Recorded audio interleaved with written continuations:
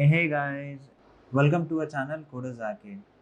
In today's video, we are going to talk about more on data-driven testing.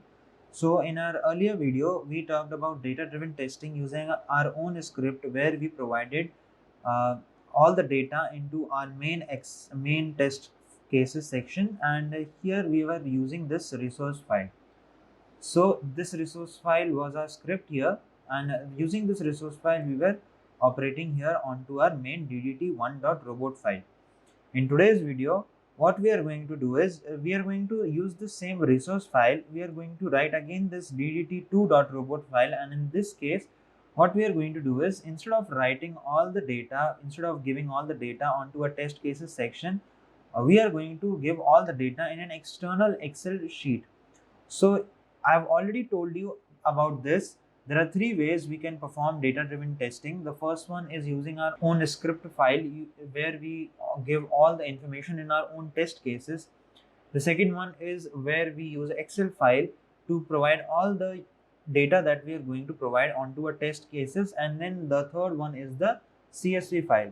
So in this video, we are going to discuss about the Excel method of doing this data-driven testing. So here is in my projects panel, as you can see in my resources directory, you can see there are three files here. So resources.robot, the ddt1.robot. So this is the ddt1.robot, and this was the resource file before that we created that was being used into a ddt1.robot. And here I have created this new Excel file. So data.xlsx, that means this is a data.excel file. So if I open here, you can see I have created these A and B columns. In this A and B columns, I have written username and password, and we are going to use this same.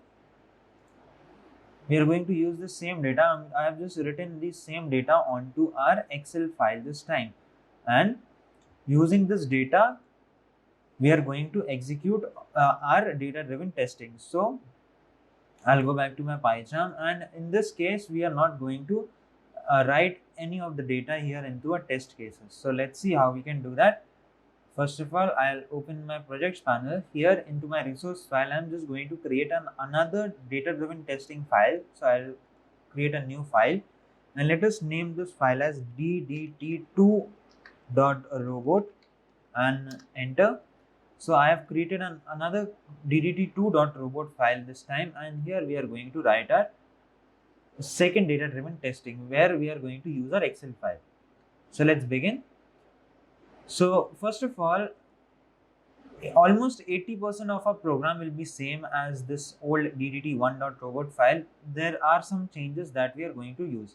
So before we start writing a program, the first thing that you need to do is to read the Excel file in RobotFramework. Generally in Python, to read the Excel file, we use a module called OpenPyExcel.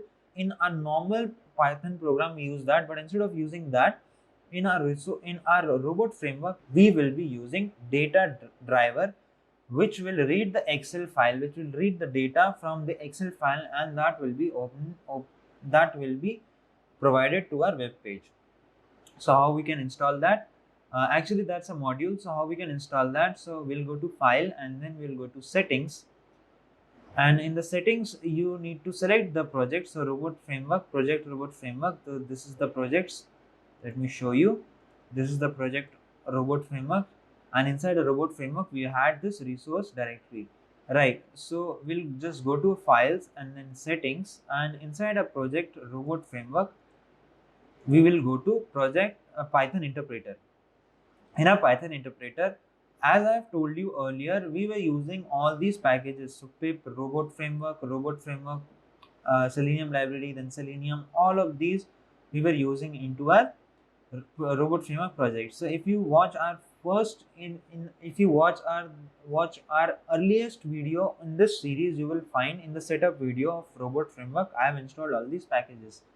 So in this package, in this area, we need one more package that we need to install for reading our Excel file in RobotFramework, that is data driver. So to install that, here into our Python interpreter for our project RobotFramework, in our Python interpreter, for that we are going to click onto this plus icon right here, and here in this you will see another dialog box will open, and here you will see available packages. So these are all the different online available packages that you can use in your Python project. So we need to download the data driver package. So what we need to search for data and then driver, and you will see three modules here. So three packages here. So first one is the data driver, the second one is the robot framework data driver, and the third one is the robot framework Excel data driver. So this Excel data driver is particularly for Excel, but if you install data driver, then it can be used for more files, more types of file. So robot framework will be able to read the data from different types of files. So we are going to install this robot framework data driver, and once you have selected the robot framework data driver, we are going to press onto this install package. So you have to wait for some time till a package is installed. You can see in the bottom of the screen, installing packages robot framework data driver. You need to wait for that.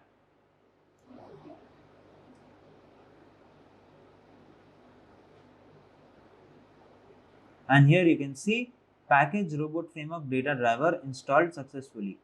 So now I'll just close this, and here you can see in our packages a robot framework data driver is being installed into our Python interpreter for our robot framework project. We are going to press OK now, and now we are ready to write our ddt2.robot file. So data driven test 2.robot file. Here we are going to use the Excel file. So let's start by writing the settings section. So here I'm going to write settings, and inside a settings section, first of all, I'm going to import my Selenium library. So for that, library and then Selenium library. Now after importing a Selenium library, we need to connect our resources.robot file. So this resources.robot file that we have already created, before that we used this resources.robot file in our ddt1.robot, that same file. So again, to connect this resource file, we need to write a resource, and we need to specify the path of this resource file. So where is the resource file? If I open the projects panel, here as you can see, it's in the robot framework directory and inside our resources directory. So here as you can see in our projects panel, in our robot framework, this is our main directory, robot framework. This is the main project folder, and into our project folder there are two directories, automation directory and the resources directory. So right now we are working on to a resources directory, and in resources directory we have the resource file resource.robot. So we are going to specify that using // and this // means that we are onto a robot framework folder right now, robot framework project. And then in our robot framework we need to go on to resources file. So we'll write here resources and then / and then the name of a resource file. So resources.robot. So here this way we have imported our resources.robot file. So this is the resources.robot file into a resources directory. Now once we are done doing this, we need to import another library. So what is that library? First I'm going to write the library, and we need to import the data driver library that we have installed right now, installed a few minutes back. So I'm going to write here data and then driver. So you need to keep in mind the style of writing data driver is the same as the style of writing Selenium library. So in this Selenium library, S should be capital and L should be capital. Likewise, D should be capital and another D for the driver should be capital in the data driver library. Then here I'll just give 2 tab spaces, and after library data driver we need to locate our Excel file. And here now after data driver we are going to specify the Excel file where our data is stored. So here in this case our data.xlsx file is in our resources folder again. So we are going to specify the same, we are going to specify the path for it same as this style. So what we are going to do is, first we are going to write // and then into our resources, then / we are going to say data dot, the format is XL sx. So data.excelSX. So this way we have connected our data sheet, the Excel file, using the data driver. Now let me close the projects panel.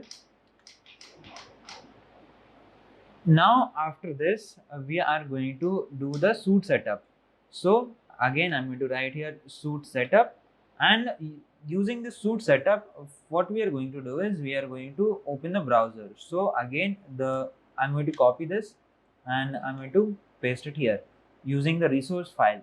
So the logic behind this you already know. If you have watched the earlier video, you must know the logic behind the suite setup, that using this suite setup we are going to open the browser. We are going to set up the browser once in a suite setup, and then we don't need to specify this open browser again and again. So after suite setup, we are going to write here suite teardown as well. So suite teardown, and in a suite teardown we are going to specify the closing my browser keyword. So closing my browser. So I'm just going to paste it here. So suite setup, opening my browser, suite teardown, closing my browser. So this way we have set it up our opening browser and the closing browser keyword as well. Now the next step is that we are going to specify the test template. So I'll write test template, and we cannot just link the test template right now because we have not written the keyword section till now. So first let us go to our keyword section. We are going to write the steps that we are going to perform in this test, and then we are going to use that name of the keyword, and then we are going to use that name of the keyword here into a test template. So for now let us create our test cases, and after that let's create our keyword section. So now in this keyword section, let me name as invalid login again, and into the indentation of this again we are going to use the same code. So I'm just going to copy this whole code. We are going to do the same steps. So either you can just copy paste from the ddt1.robot file, or you can just write it again for your practice, but I'm just going to copy it from here, and we are going to now give the test template this name, invalid login. So now this way our 80% of our program is completed. So we have imported our Selenium library, then we connected our resources file, then we connected our Excel file using the data driver, and then we did our suite setup for opening a browser, and then we set it up our suite teardown for closing our browsers after the test cases is done. And we specified the test template also. This will tell the test case what actions to be performed. Without this, program will not know what actions to be performed.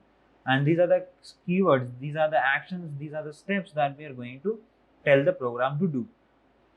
So now into a test cases section, I'm going to write here the name of the test case. I can just write the name of the test case and we are done with this program. So let me tell you, let me write here, let's say login test using Excel. Login test using Excel. So this will be the name of a file. So you can leave it like this only, login test using Excel. This is the name of the test case, and this way we have completed our program. So we need to give the name of a test case at least. This is important, this is mandatory, because if you don't write anything here, the program will never know what is there any test cases available or not. So for telling the program that there is an existing test case, you need to write the name of the test case. And now it knows that there is one test case, login test using Excel.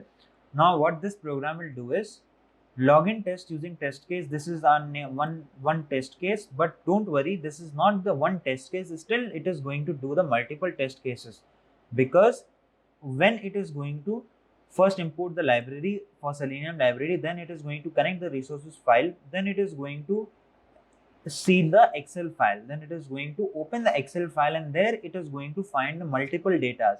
Now, once it will find the multiple data, it will run this test case again and again that number of time that data is present. That means there are 5, and since there are 5 entries in this Excel file, this same test case will be running 5 times. So actually this is performing multiple test cases here. So then it is going to open a browser and closing a browser. This is the just suit setup and suit teardown for proper execution of our code, and then test template to tell what steps you need to perform to this test cases, and these are the steps in the keyword. So we are doing the same thing as the ddt1.robot, but the difference between this ddt1.robot is that we are writing more test cases in the test cases, and we are providing the data here into a test cases only. But in this case, in our ddt2.robot file, we are going to just give the name of the test cases, and we are using this Excel file to fetch the data instead of writing all the data into our test cases multiple times. So this way we have made our program more short and easy to read, and everything is organized into different files. The one more thing that you need to keep in mind is, now this is optional. I have written only the name of the test case. To make this meaningful, what this will do is, when you start executing it in our terminal, it is going to just repeat this name of the test case every time it is going to execute the data. The first data it is going to execute using, it is going to print this login test using Excel, and then it is going to perform the test. Then again for test 2, again it is going to print the login test using Excel.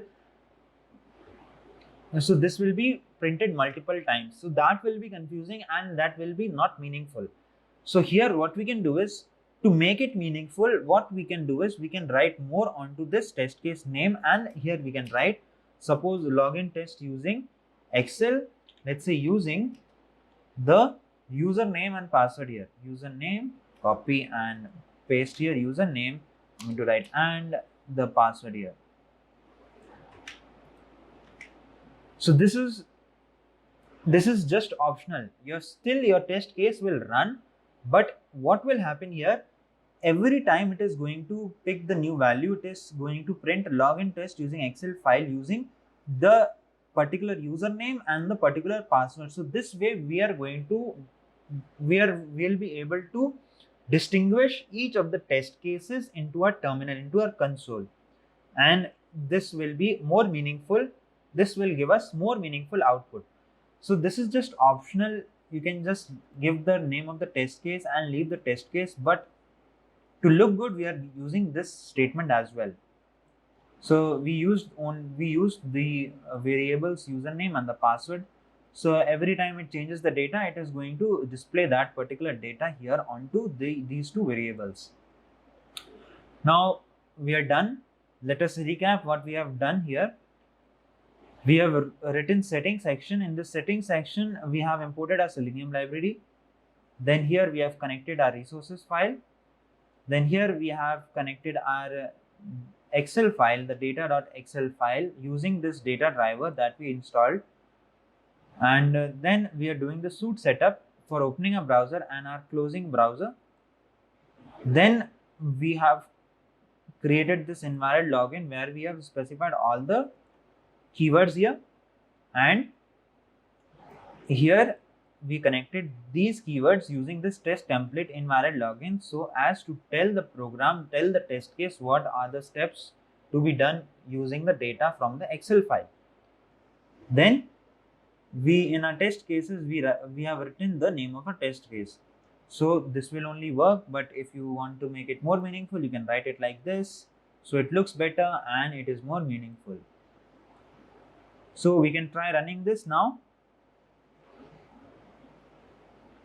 And here I'm going to write a robot and then resources / ddt2.robot. If I press enter right here, you will see that our program is running, or our program is started, and it has checked for every possible condition that we have given onto our Excel file. And again 5 tests pass, 0 fail, and everything is passed. So this way you can use this external Excel file to perform the data-driven tests using Robot Framework. I hope you have understood what I wanted to tell you in this video. Thanks for watching. I'll catch you guys in the next one.